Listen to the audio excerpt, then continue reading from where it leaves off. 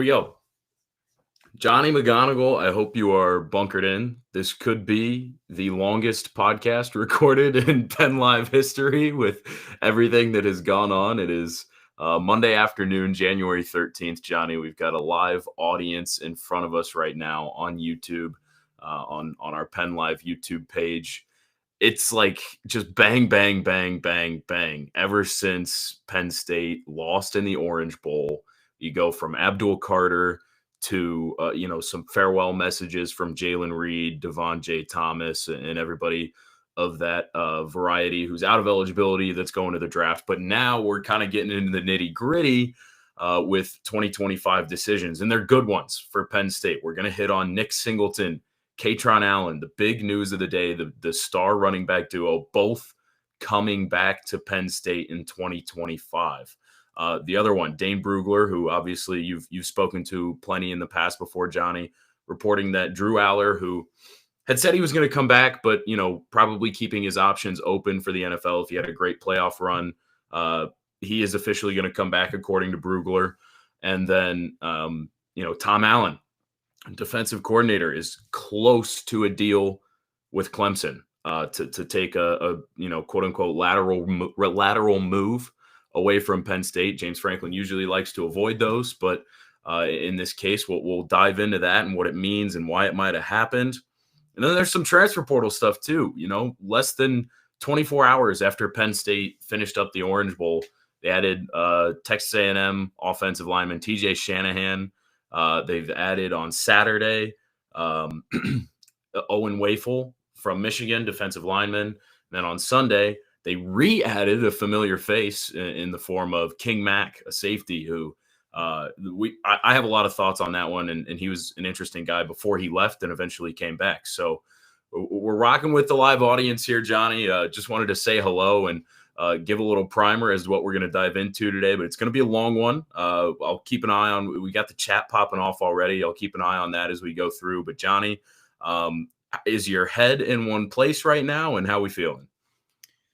Max, I'm glad you took that lengthy opening, bringing us in. What a day it would be, for me, of course, to come down with a little something. So not feeling 100%. It might have been the weather change from Miami coming back to Philly, where it's pretty cold and nasty. But is what it is, right? We power through. The only way out is by a very long but meaningful and worthwhile podcast with you in discussing what is going on with this Penn State football program. Mostly good. You mentioned Tom Allen. We'll discuss that a little bit later. But the news of the day being Nick Singleton and Kaytron Allen. Look, I didn't know if you had asked me a month ago, I would say maybe they get one of them back. Yeah. Frankly, like to get both of them back, to keep intact, arguably the best running back duo in college football, for their fourth years, which is something that when they both came into Penn State, I didn't expect both those guys to be back or to be here for all 4 years. It's a monumental day for Penn State, a monumental day for their 2025 season, for their national title hopes next year, CFP hopes, Big Ten title hopes, all that. To get those two guys back is huge. So that's where, I think we got to start first and foremost. I'm with you. I think that out of all of the guys who could come back next year, I think that these two, Drew Aller is probably number one because he's the quarterback. That's important no matter how you slice it. Beyond him, I think these two are probably the biggest that you can get. Yes, there's talent behind them in that running back room, intriguing talent for sure. And that's a domino effect of this that we're going to have to talk about as well. But I just don't think that you can really look at this and say that there's anybody else on this roster who has more of an impact than Nick Singleton and Kaytron Allen. Both of them went over 1,000 yards this year. Both of them are 1,000 and change away from being the all-time leading rusher at Penn State, which would be pretty crazy if they finished 1 and 2 in their 4-year careers. When you look back at this process, I'm with you. I don't think that I ever expected them to get both back, even as far up to as yesterday. I heard a ton of mixed things. I felt like, it was probably leaning toward coming back for Nick, but then he had a great CFP run. And I heard some stuff the other way that said he was going to go to the NFL. And I thought he made himself some money in the playoffs. He looked explosive. It probably could have raised that draft stock a little bit. And, who knows? I think Nick is a guy who would test great at the combine, too. I don't think it was out of the realm of possibility. And if he would have left, I would have argued that Kaytron should come back and be the lead guy and see what he can do for himself. But, if Nick comes back, and his decision actually came like a minute faster. They both came out right back to back. But as soon as Nick made the announcement first, my first thought was, okay, what does this mean for Kaytron now? Because I would have argued, in a sense, maybe it makes sense for Kaytron to go off somewhere else. And like, I don't think Kaytron's NFL ready right now. I don't think he's got the speed. I think he's got the vision. I think he's got the physicality. I'm just not sure that he could go to the NFL and have as much success, make as much money as he could staying in college, taking revenue sharing, taking NIL money. So I think him staying in college was probably the right decision, but I wasn't sure it would be at Penn State. And I thought it could make sense for him to go somewhere else to make a bag in NIL money, like whether it's an SEC school or whatever it is. But they're both back. And that's just like, it's shocking, really. And Jaywan Sider said it best. You said it as well. I think this is the best group in the country, at least two guys. And we saw through the playoff run, the way they play off of each other, it's hard to overstate, really. Yeah, I mean, you mentioned that playoff run, over the course of those 3 games and the Big Ten championship game, where I feel like they really really hit their stride. And both at the same time, simultaneously, we're like, okay, these are the 2 running backs that we've been waiting for, in a sense, throughout, Big Ten play, when Nick was dealing with, the injury that he was dealing with, et cetera, et cetera. In those final 4 games of Penn State season, those 2 backs combined for 776 rushing yards. Like, they were the focal point of the offense against Oregon. They were the focal point of the offense against SMU, against Boise State. And for the longest time, when it looked like Penn State was going to win in the Orange Bowl and beat Notre Dame and go to the national title game, it was because Nick Singleton and Kaytron Allen were running through guys. The offensive line deserves a lot of credit, over the course of this whole season, and especially during this home stretch. But this isn't an offensive lineman pod. This is a pod, talking about these 2 backs who, like you mentioned, Max, are both, just a tick over 1,000 yards away, from finishing as the all-time leader in rushing yards at Penn State. I think it'd be kind of fitting if they both finished tied. Tied for the lead, considering how they split snaps and split, carries and everything else. Those 2 guys are friends, and they're really good backs, and they really complement each other well. Their skill set, their personalities, everything. If you had asked me a month ago, like, all right, what do you think about Nick? I would, or even 2 weeks ago, a week ago, I would have said, yeah, I think he probably comes back, but he could go to the NFL, kill it at the combine, and end up, late in the 2nd round. And at that point, for a running back, is great. Yeah. If you asked me a week ago, 2 weeks ago, about Kaytron, I think all 3 options would have been on the table. Coming back to Penn State, coming back, or leaving for the NFL draft, or taking that NIL bag elsewhere, possibly in the SEC. He's a Virginia guy, went to IMG Academy down in Florida.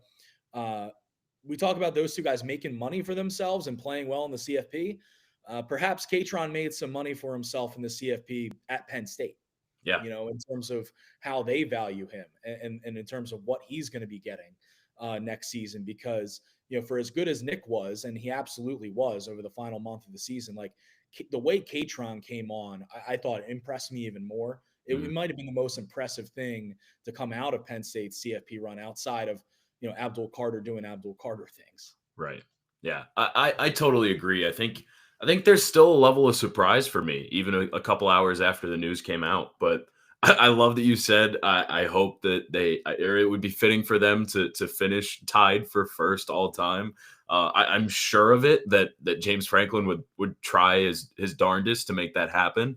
He was asked at some point during the CFP run, hey, both of your back stat lines are almost identical. And he's like, yeah, that's intentional, because it's the only way to keep 2 guys this good happy in this era of college football. And I think that's something a couple people have said online already in reaction to it. And I think Donnie Collins, longtime writer over at the Scranton Times, was maybe the first.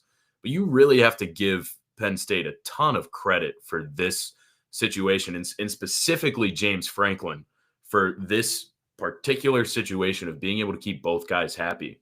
They both started basically as freshmen. I mean, you could argue that Singleton had a significantly better year as a freshman, but Kaytron touched the ball plenty. These guys have been stars for how long now? For 3 years.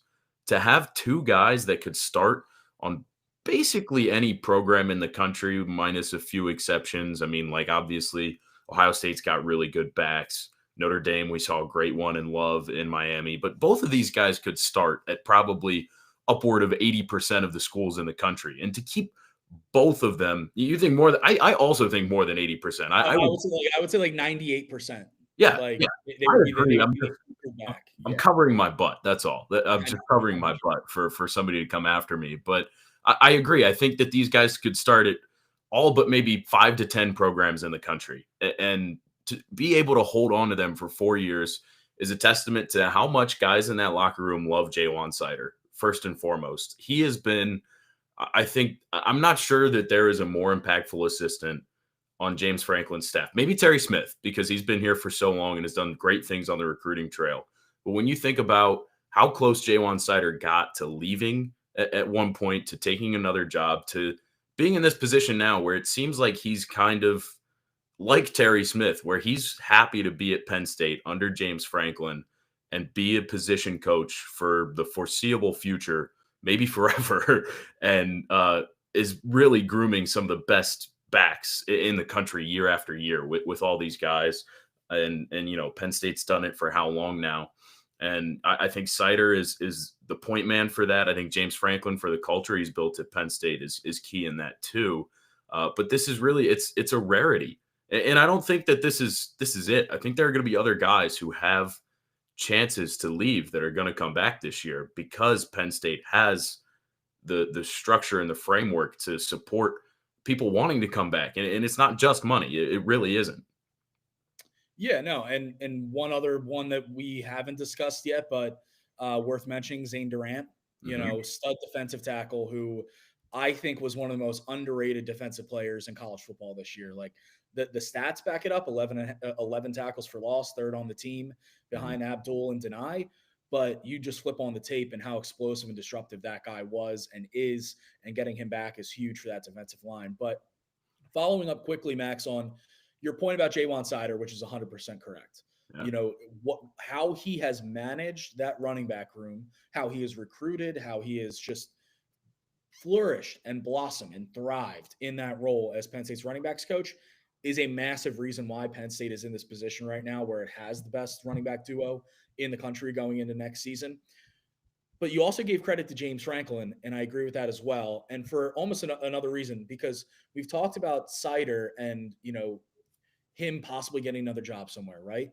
It's Franklin keeping him happy. Yeah. It's Franklin pushing for more assistant, coaching, like a bigger assistant coach salary pool and making them happy that way. It's Franklin going to bat for more NIL funds and more backing to, have the ability to bring back two of these guys like this. Like there's a lot that goes into this. And then, like you mentioned, the culture that those guys have created and this program has kind of developed into, that Nick and Kaytron would both want to come back in the first place because, Nick would have been drafted. Kaytron would have been drafted. Yeah. Can they improve their stock? Sure. Does it help that they wouldn't be coming out in a class with Ashton Genty and then a bunch of other guys, Amarian Hampton from North Carolina, Caleb Johnson from Iowa, Quinshon Judkins from Ohio State. Like it's a pretty good running back class. So I think that plays a factor as well. But this is a huge win for Penn State in a lot of different ways. One thing I want to touch on though, because while in the short term for 2025, this is phenomenal and awesome, I do wonder what ramifications, if any, it has for the future of Penn State's running back room, because I don't think anyone, me, you, or a fan in Harrisburg or Philly or Pittsburgh would have expected Kaytron and Nick to both be back. I don't think Cam Wallace or Quentin Martin or Corey Smith would have expected both of those guys to be back as well. So something to keep in mind there. Yeah, I think that I want to touch on that a little bit deeper, but I just want to kind of flesh out the rest of our discussion on, what this means and how it happened. It's just, I think I go back to the scene in the locker room after the Notre Dame game. And we don't get open locker rooms very often at Penn State. We don't get it through the regular season. It's really just bowl games. And so that's the first time we really get to see so much emotion. There was a feeling there that guys wanted more out of this year. And I think I wrote a column about it. We talked about it extensively, with the fact that James Franklin kind of subtly acknowledged in the public eye that he thought this team could achieve great things, and they did. I mean, let's not diminish the fact that they made a national semifinal, but I think that there was an underlying understanding or belief in that locker room that they could win a national championship this year. And I think that a second part of that is guys immediately after the Ohio State loss in the regular season said they wanted to play the Buckeyes again.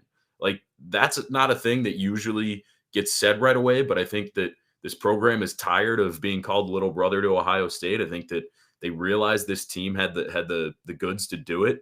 And I think that there's a factor of this where, Ohio State kind of set the mold last year. Michigan did it a couple years ago with the national championship team, but players are realizing, like, we can come back for one more year.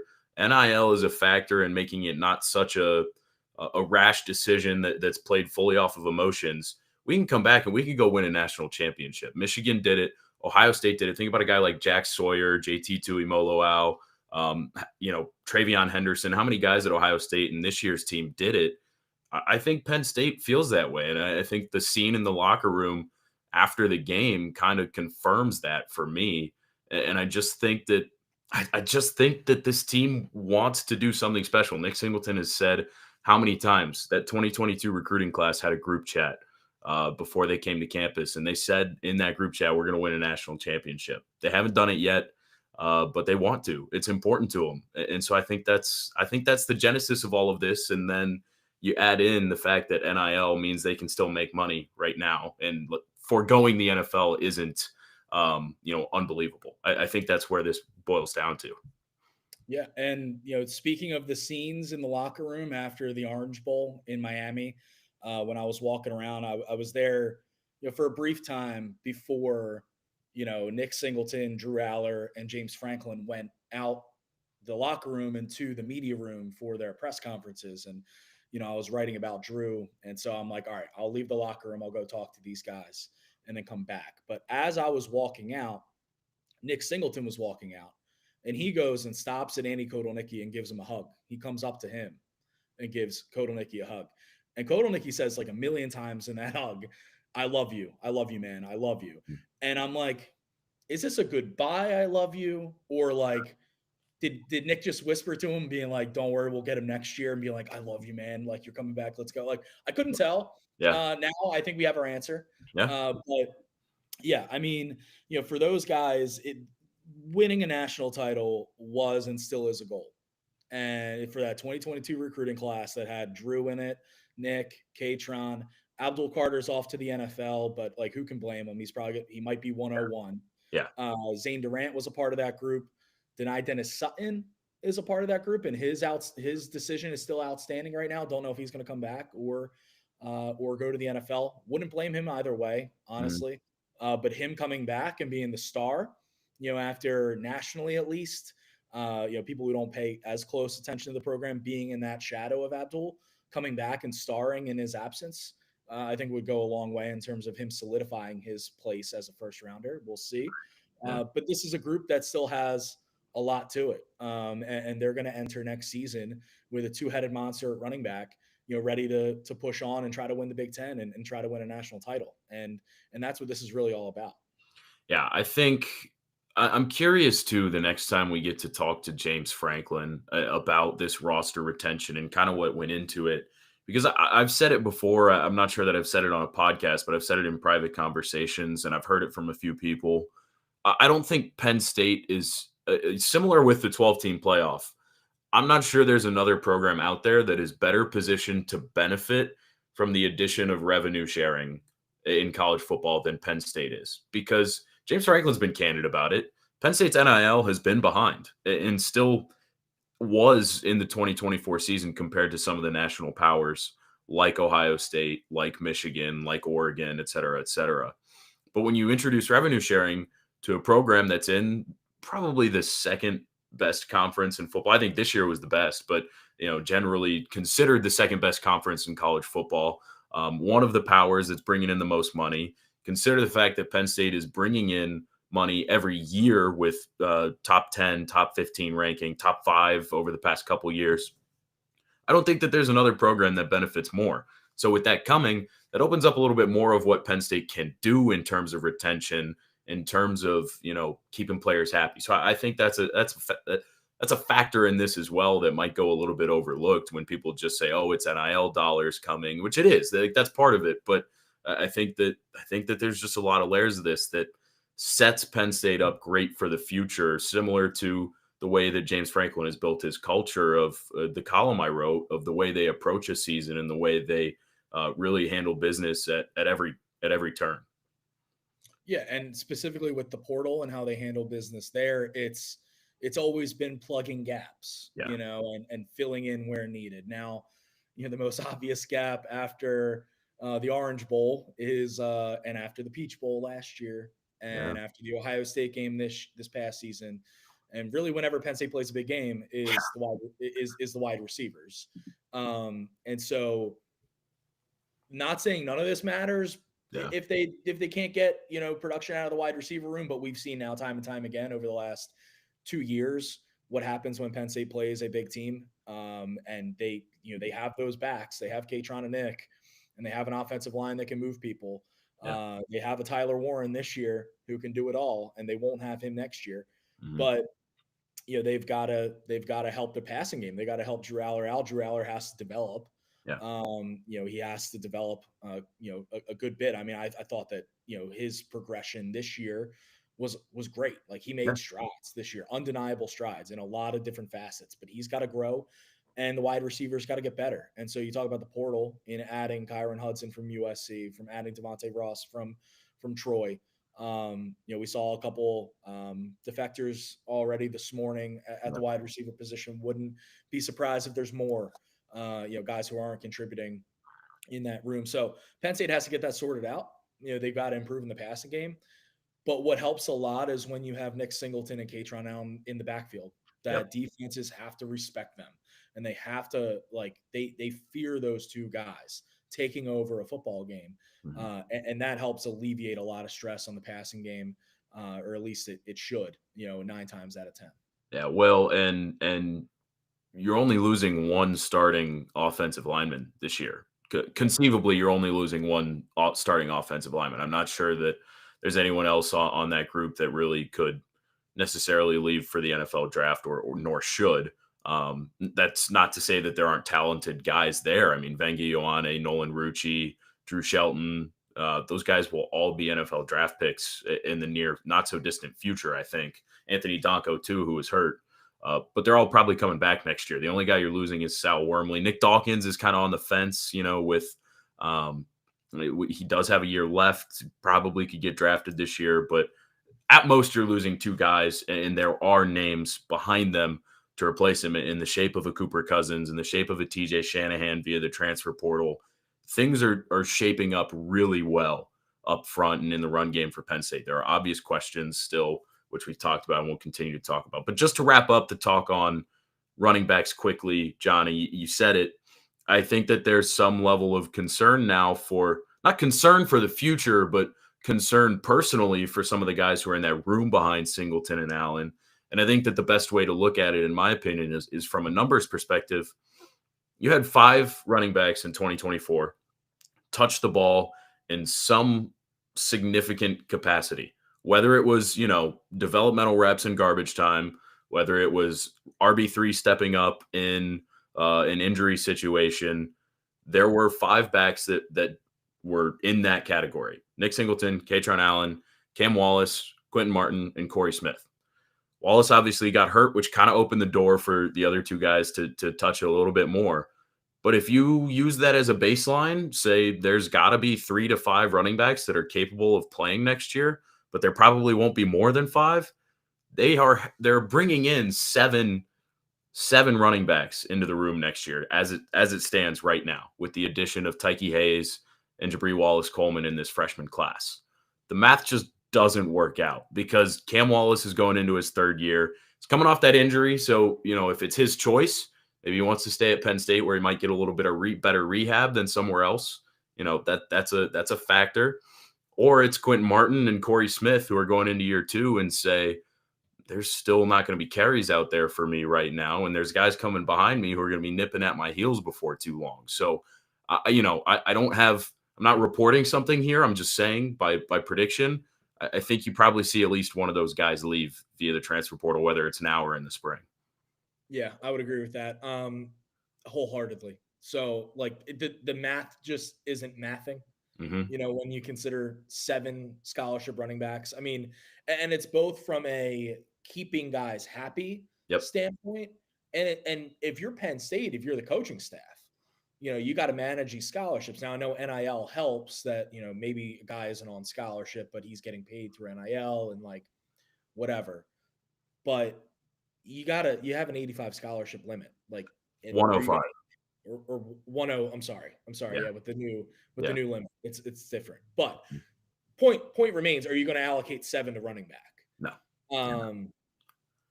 Difficult to say. I wouldn't be surprised if one of those running backs looks themselves in the mirror and says, "Do I want to wait? Do I want to continue to wait?"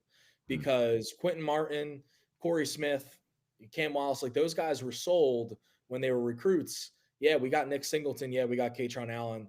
They're probably going to the NFL. They're NFL backs. They're probably going to be gone after their junior seasons.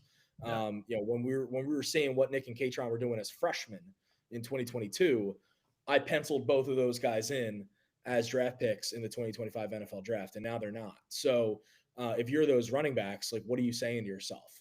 Are you willing to wait? If you're Cam Wallace, are you willing to wait really until your 4th year of college ball to make an impact? And I know he's coming off that injury, which is tough.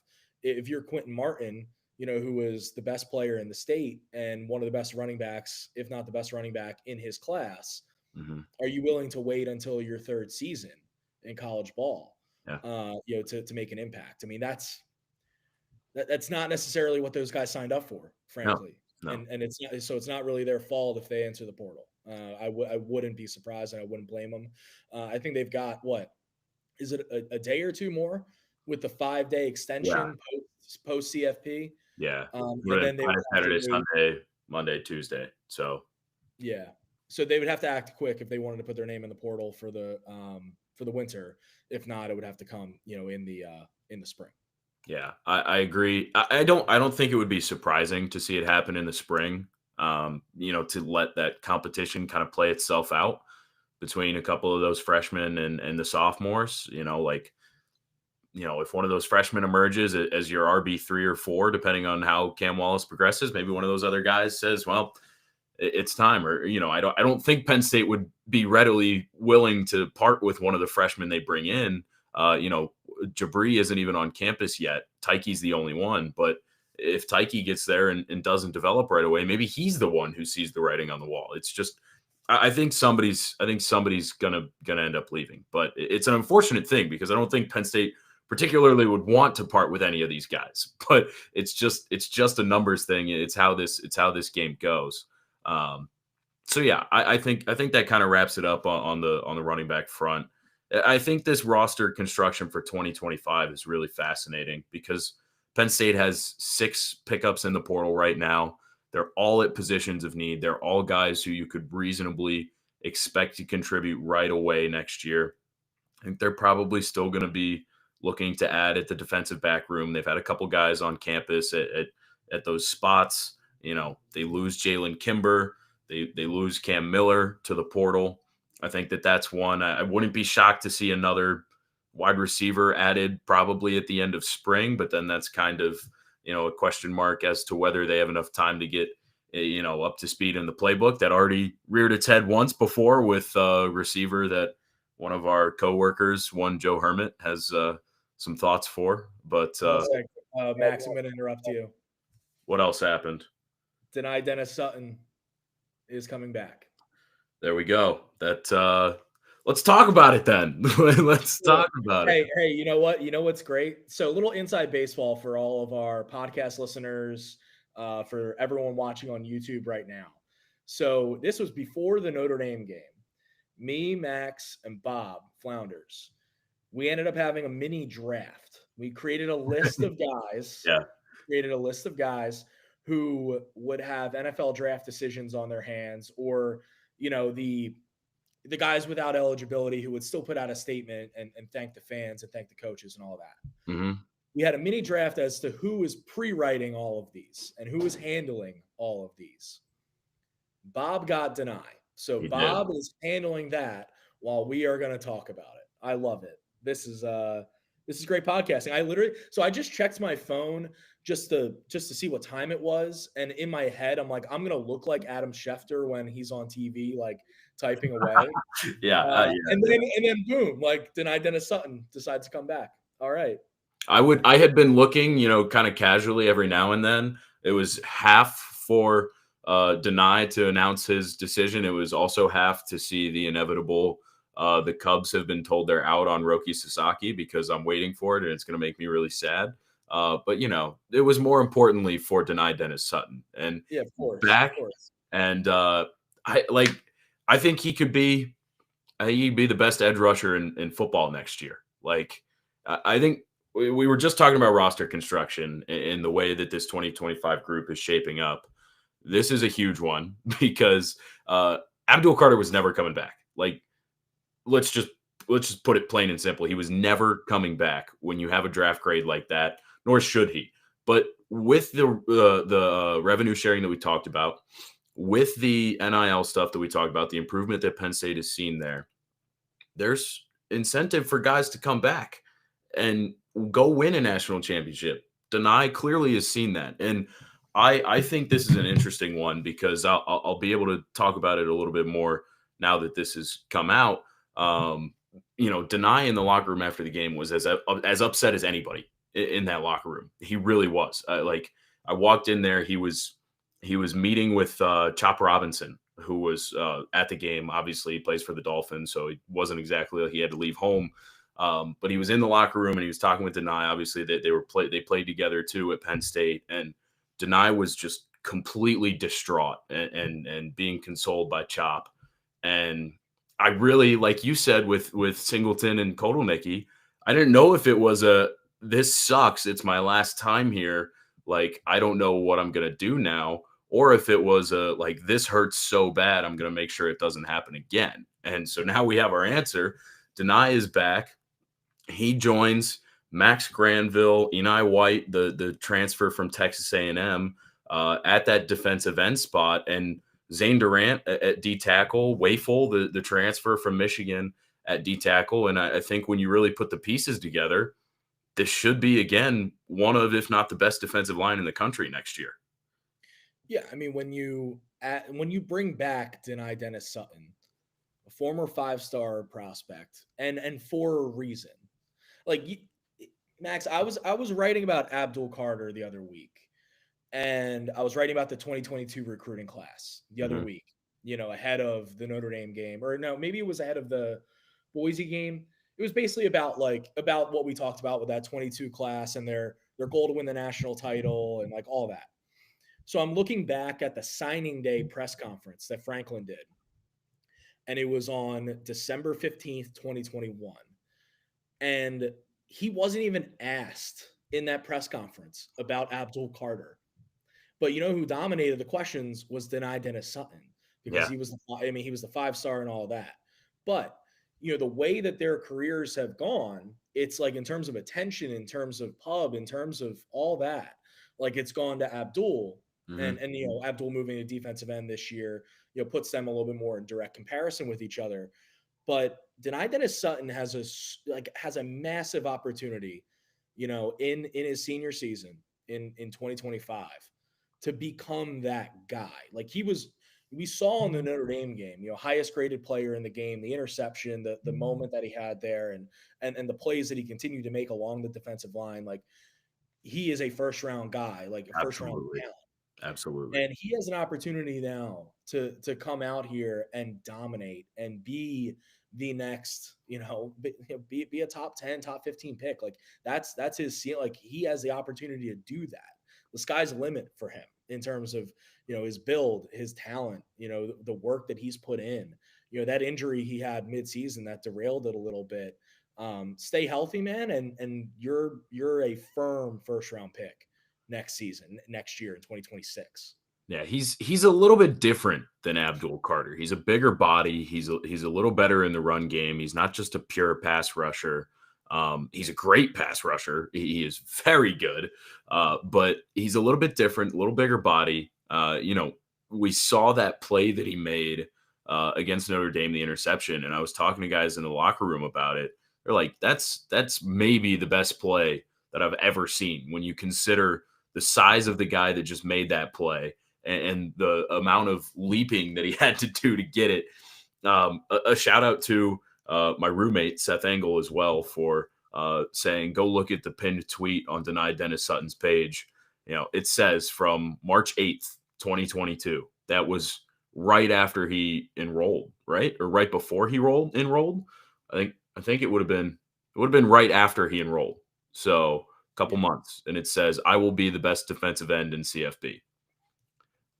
I'm with him. I think in 2025 he will be. I think he will be. It's a huge. It's hard to really put into words the impact that has for Penn State on the defensive line, especially when we consider, there was some concern about the defensive end group at the end of the year because you knew you were losing Carter, weren't sure if you were going to lose Dennis Sutton, but even behind those two, like Amin Vanover still could come back. He has a COVID year. We've gone back and forth on this. I swear he's done, isn't he? So I looked at it a few weeks ago. But if my memory serves me correctly, he was a freshman in 2020, which gives him the COVID year. And then he redshirted in 21 officially, and 22, 23, 24, he gets 6 years. He should be able to come back in 25. Listen, if I'm wrong, I'm wrong. That's fair. But it's like impossible to keep up with the COVID years. It is. Luckily, it's part of our job to do it, and it's still hard. It's true.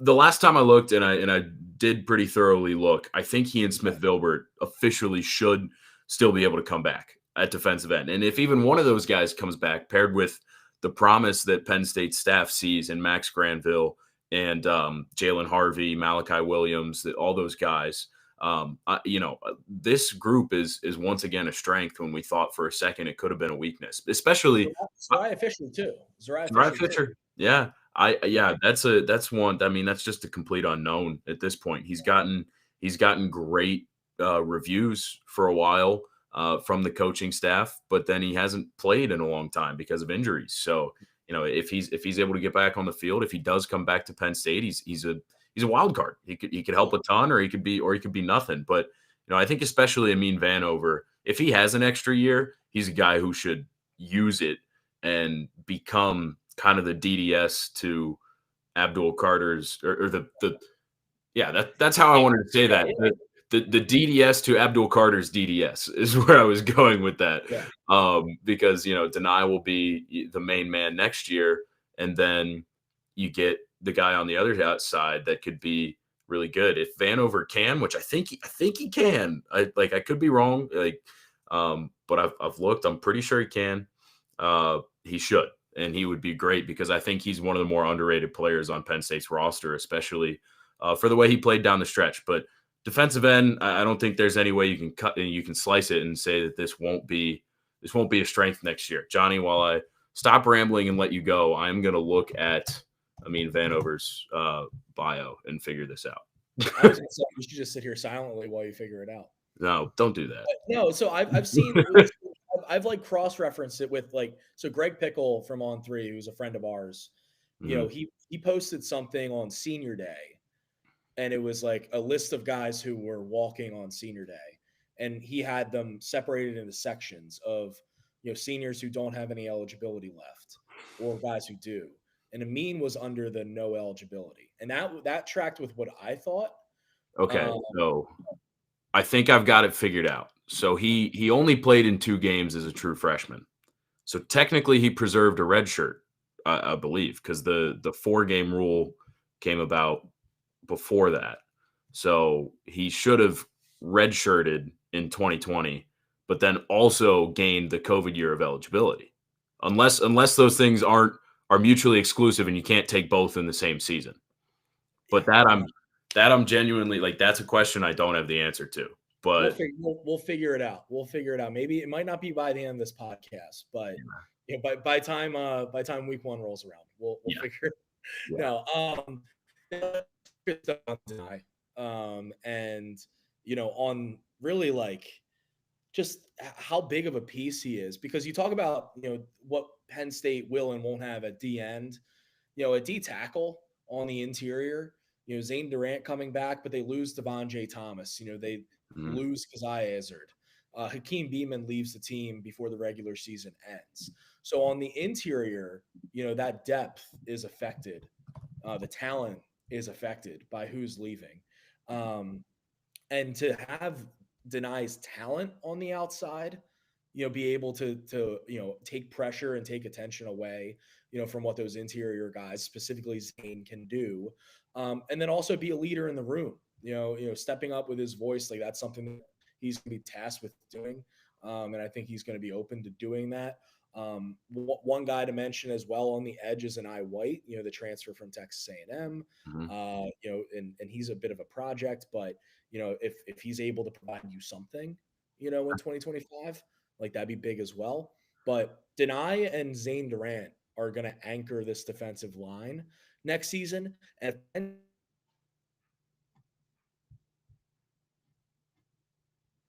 they've been drafted, but if those two guys left, I think you'd be looking at a serious issue up front, for Penn State's defensive line. And now, like, you look back, and when Chop Robinson and Adisa Isaac left, and you're able to be like, okay, that's fine. We've got Abdul Carter and Denai Dennis Sutton. To see Abdul Carter leave, and he might go 101, and then for Penn State to still be fine at defensive end and still have a first round pick in their back pocket, Denai Dennis Sutton. It just speaks to the development. Again, it speaks to all the NIL stuff and the culture, what we talked about, but also, like, props to Deion Barnes, what he's been able to do with that room. Props to the recruiting efforts that Franklin and that staff, laid out years ago, in making sure that they're going to be all right there. That's a huge decision for Penn State.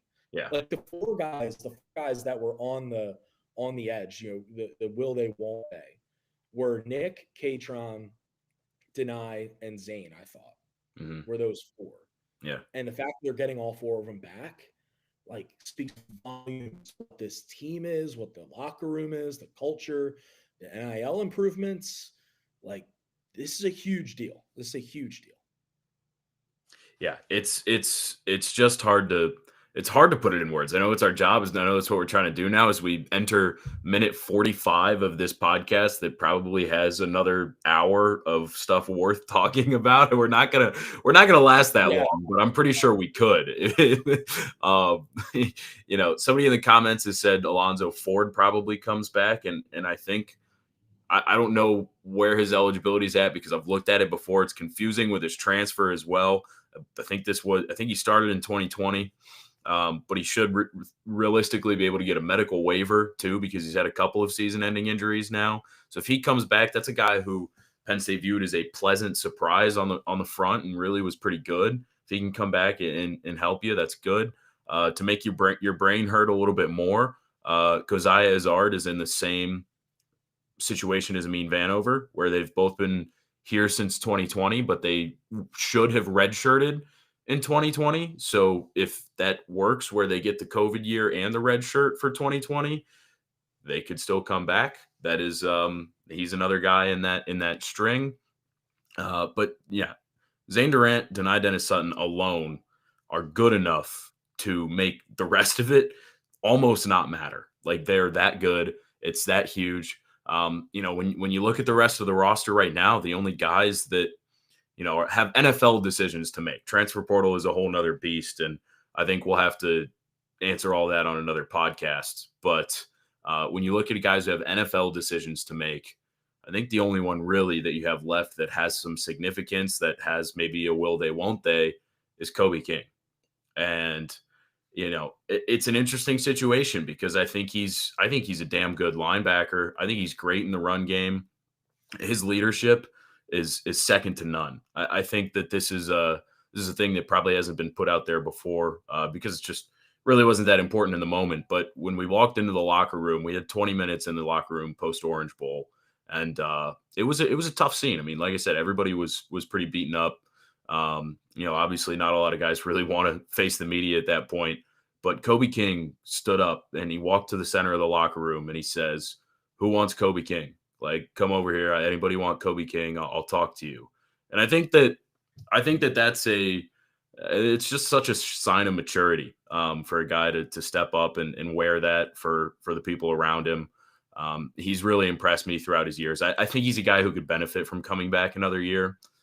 Just from the perspective of you get a little bit better on his athleticism, be a little better in pass coverage.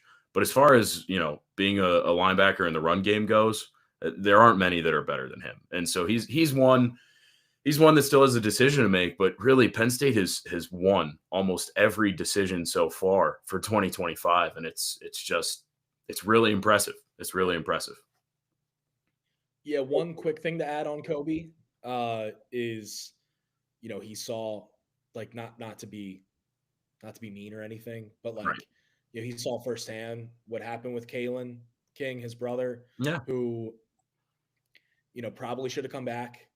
And then, he ultimately leaves because I think he kind of had a set in his mind, going into the 2023 season that he would leave for the NFL, and he ends up being a 7th round pick. Like, that doesn't mean that's going to happen to him or really anyone else on Penn State's roster. Like, that happens across the sport. Mm-hmm. That guys decide to come out and maybe in Kalen's case, he was just done with college football. He was ready to move on, and that's more than fine too. But having that happen, so close to you, like, I think at least gives you more pause on moving on to the NFL. Like, I think Kalen's great Kobe is great against the run. I think I got targeted a bit, in the Orange Bowl, in the passing game, and he should come back. And if he does, they're going to have Tony Rojas, Dom DeLuca is going to come back, and they would have their top 3 linebackers back, as well as, like an Anthony Specca, Tamir, like there are younger guys in that room as well. They won't have Tom Allen as their former, as their formal coach, but they'll have Dan Connor in that room. Mm-hmm. Yeah, which brings maybe to this conversation. Yeah, let's get there. Tom Allen to Clemson. It's not a done deal officially, but it's close. And the Clemson Board of Trustees is scheduled a meeting for Tuesday afternoon or Tuesday morning or afternoon. I don't know the time. Doesn't matter. For Tuesday to approve a football coach's salary. So, considering, that's the big opening at Clemson and the news was reported. Can read the tea leaves there. He's probably on his way out. I think this one comes as a surprise, especially when you look at it purely from a football perspective. There might be some other factors that make it a little less surprising, but I think you got to give Tom Allen a lot of credit for what he did this year at Penn State. He had great talent. Like, that's the bottom line. A lot of people could have come into Penn State and had a good defense. He did some great things. I thought he had some creative schemes here and there that really popped to me. But he had a great team. Like, that's part of the battle. I appreciate his candidness with us in the media all the time, especially after the Orange Bowl, talking about, the pass on 3rd down before the final kick that kind of caught him off guard. The backup quarterback drive from Steve Angeli. He was good. But, you also think about he switched his lifelong methods of coaching from the field and moved up to the press box. He gave up the in-headset responsibilities to Dan Connor. He changed a lot about what he did. So I think he deserves some credit for where he brought this defense in 2024. And I do think it's surprising from a football perspective, But, he's in a position where he's still getting paid by Indiana, so he can kind of do whatever the heck he wants. Yeah, I mean, a lot of times, these decisions aren't always about football either. Maybe he just, I don't know, maybe Dabo isn't going to make him do as much portal hunting, Yeah. considering Clemson doesn't like, Yeah. going into the portal like at all. Uh, you know, Maybe it's a cultural fit kind of thing. Mhm. When it comes to what Tom Allen brought this Penn State defense this year, obviously the numbers speak for themselves, right? Like top 10 in total defense, scoring defense, your run defense, sacks. So I mean, he was a semifinalist, which is given to the top assistant coach in college football. So I'm not saying the guy did a bad job by any means. Like there were some questionable adjustments and non-adjustments and everything throughout the season. Um, but I will also emphasize how much talent this defense had. Mhm. And Jalen Reed, the way that he was able to adjust from moving to the lion position to safety after KJ Winston went down, having an Abdul Carter, Dennis Sutton, Zane Durant on the defensive line, makes your life a hell of a lot easier as a play caller. And again, that's not me mitigating anything that Tom Allen did or didn't do as defensive coordinator. But, when you have the talent that Penn State's defense has and will have upcoming, like it's an attractive job. It's a doable job. And look, he's going to have a lot of talent down there at Clemson, like Peter Woods and those guys on Clemson's defense. A lot of them are coming back. Mhm. So the job attractive as well. But I think Penn State's going to have a pretty good pool to choose from. Yeah. Interested to see if they go again to the former head coaching route, after Manny Diaz, after Tom Allen, or if they go, with more just a tried and true D coordinator, maybe a younger guy who is going to be, trying to an upward movement to a head coach. Or I'm intrigued to see how James Franklin decides to play this. But yeah, one thing I'll emphasize is like I feel like Tom Allen was good with the X's and O's, but when you talk to the players and you talk to them about Manny Diaz, like their Mhm. faces lit up when Yeah. they were talking about Manny Diaz and saying that they would run through a wall for that guy, that they Mhm. would, they would fall on the sword, et cetera, et cetera. All the all the cliches. Um, and I'm not saying that they wouldn't necessarily do that for Tom Allen, but you never really got that. I You agree. never got that passion response Mhm. when defensive players talked about Tom Allen. So just something to keep in mind as Penn State now will be looking for a new D coordinator. Yeah, I think I'm with you. There's a lot of names that they could go to. I think you're gonna have a hot board kind of thing either sometime later today or tomorrow, Tuesday morning, Johnny. There's big ones out there. Like, James Franklin could go big game hunting if he wanted to and might be able to land one.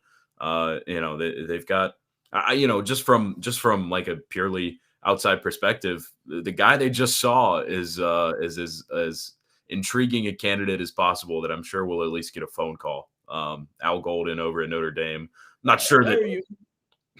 Oh, I was going to say, you mean Al Golden, the former Penn State tight end, who was at one time considered to be a candidate to be Penn State's head coach? Yeah, yeah. I He might get a call. I'm pretty sure he's getting a phone call. He might get the first phone call. But like it comes down to like, can you really lure somebody away from Notre Dame? Like it just. Can you lure someone away from Ohio State when you try another time? Yep, Probably not. yep. But I I would venture to guess that Mr. Knowles gets a call yep, at Ohio State. yeah. Does it go anywhere like it did the last couple times? Probably not. Mhm. But again, worth a call.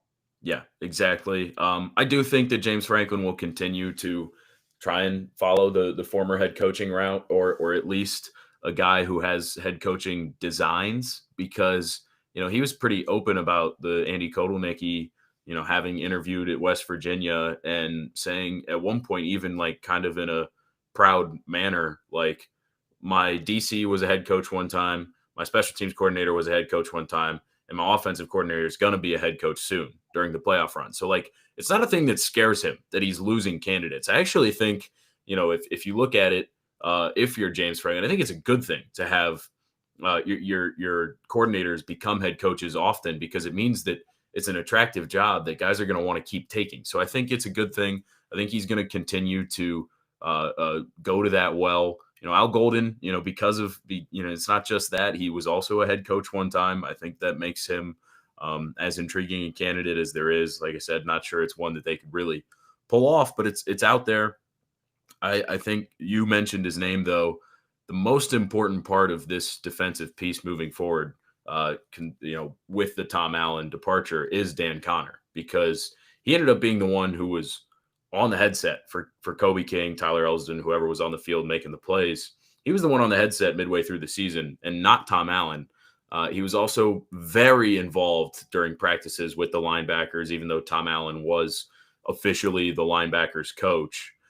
Dan Connor is just an analyst, but I would not be surprised in the slightest to hear him become the linebackers coach moving forward. I'm not sure he's a DC candidate just because of how young he is to the coaching industry. But look at what Penn State did with Kotelnicki last year. He doesn't have a position group that he's responsible for. And they elevated Danny O'Brien to the full-time quarterbacks coach, although there's some confusion about whether he's still an analyst or a actual position coach. Either way, he's just listed as quarterbacks on the website. So like he is the quarterbacks coach one way or another, whatever that means. But I could see that happening with Dan Connor, elevating him to be the linebackers coach, and the DC who comes in not actually have a position they're, tied to. Yeah. I mean, look, sticking up for a fellow Delco guy, make that man the DC, make him the D. Yeah. I don't think he's ready for that. No. But he has been a play caller at Westchester and Widener, baby. Mm-hmm. So like, he has a very, very important job on this staff. Like very, very important. It was important last year, even more important now that Tom Allen is on his way out. And talk about rising stars in the industry, in the coaching industry. You talk to any player, any linebacker, on that roster, in that locker room about Dan Connor, and he's going to give you a glowing review as to how integral he is, what he does on a day-to-day basis, how he talks to guys, even in recruiting. I remember going out to Pittsburgh Central Catholic and talking to Anthony Specca before he signed with Penn State and talking to him about Manny Diaz and the defense and everything. He wanted to talk to me about Dan Connor and the impact that he made on him, and selling the vision. Like no one else can sell the vision of playing at LBU better than the guy who leads the program and tackles. Yeah. Like there's a lot to be said there. And then, he's got the knowledge of playing in the NFL, of developing this coaching career. And so like I've always been a big Dan Connor guy. Shout out Strathaven. My cousins went there in Wallingford, and I'm really intrigued to see how this shakes out for him. Whether that's him getting, if he stays an analyst, but continues to have a big role, whether he actually gets bumped up to linebackers coach. Either way, he's a guy that Penn State's going to want in their program for a long time. Yep. I'm with you. I think there's a lot of ways this could go. Anthony Poindexter is another like internal DC candidate. The past two times Penn State has lost defensive coordinators in Brent Pry and Manny Diaz. He was the one who called plays in the bowl game. There's clearly some trust there for James Franklin. He's also been rumored with some other DC jobs at power programs in the past. I think he's an internal candidate, but he could end up being like Jaywan Sider, where he ends up James Franklin keeps him happy, keeps him on staff as a really important part of this assistant pool, where Sider has done such a good job with the running backs. Poindexter has done a great job with the safeties. If you go down the list, Jaquan Brisker, Jair Brown, Jalen Reed, KJ Winston, there's just a ton. I think it's interesting. I think there's a lot of ways this DC hire could go. The one thing you can always count on is that James Franklin is going to make sure the scheme is a similar fit to what Pry, Diaz, and Allen all did. I'm not anticipating either, and this is kind of a final note on this. I'm not anticipating this to impact Penn State's recruiting a whole lot, considering Tom Allen was only there for 1 year and Dan Connor had such a big impact, on the guys who sign. I mean, even if you look in their current class, some Pittsburgh guys who would have been helped by Connor, and Terry Smith handling that area. LeVar Arrington Jr., who is gonna carve his own legacy, but he's got the Penn State ties. So I don't think this impacts recruiting a whole lot. The only thing I would say is that it's rough timing for finding a DC, because usually this stuff happens in December, and it does kind of change things. You get some more time with you get some more time to teach a scheme and implement everything, especially with recruits. And I think that Kobe King's decision could be impacted by this, because, if he's a guy that could go get drafted, does he want to spend another year learning a new defense and meeting a new linebackers coach? Maybe not. So it's interesting. One more thing to add on that in terms of the timing is a candidate or two that you would have considered might be in a new job right now. They might have became a DC elsewhere or became a low-level head coach elsewhere, only a month ago. And then you're dealing with a new buyout, or you're dealing with just putting a guy in a position of, I just got here 3 weeks ago. Like, am I gonna do what Manny Diaz did? But you can't blame Manny Diaz for doing the Temple to Miami thing at all. No. I mean, maybe that is a scenario though, where there's a guy you really like, and he's at he's a smaller school head coach now, or at a lower level Power 4 school. And they're like, you know what, it's worth it. But, it's difficult timing. I think that's the biggest thing, is that it's difficult timing. But, James Franklin always keeps a list, for every position on his staff. And so, you'd expect that he'll have an option or two up his sleeve to go after once Tom Allen becomes official at Clemson, which we expect on Tuesday. Yeah, without a doubt. I think we covered it all. To recap, Nick Singleton, Kaytron Allen back, Deni Dennis Sutton back, Drew Aller back, Tom Allen gone. But I think it's just a lot, and it's an overwhelmingly positive day for Penn State. Johnny, I don't know. I think that's all we had. On our Twitter interaction, I put a Michael Scott GIF out to tease this podcast. So fittingly, I wore my Dunder Mifflin shirt, but I don't know that you actually want to talk about your favorite episode of The Office, like I joked about on Twitter. So we most certainly could wrap up there. I think this has been oh, we lost you for a second. Did you come back? I'm back. I was saying that I lost you as soon as you held up the Dunder Mifflin shirt. Okay. But I'm a fan. Yeah. I was just going to say, because I joked about talking about our favorite episode on Twitter, but we don't need that. We had a. I don't think I have the mental bandwidth for that right now. Possibly a June podcast. We'll discuss our favorite Office, our favorite Office episodes, but right now my mind is going towards, writing more about Nick Singleton, Kaytron Allen, and Tom Allen. Yeah, absolutely. We had a great sustained audience through this podcast. This is really the first time we've gone live for the Blue White Breakdown. We did it once before, but we just kind of soft launched it. It wasn't a hard launch. We had a great sustained audience today, so thank you all for sticking with us. It was a heck of a long podcast. A lot of fun, Johnny. Playing hurt, did a great job. And, everybody take care. This news cycle is not done. We'll see you around on the Blue White Breakdown. Go Birds.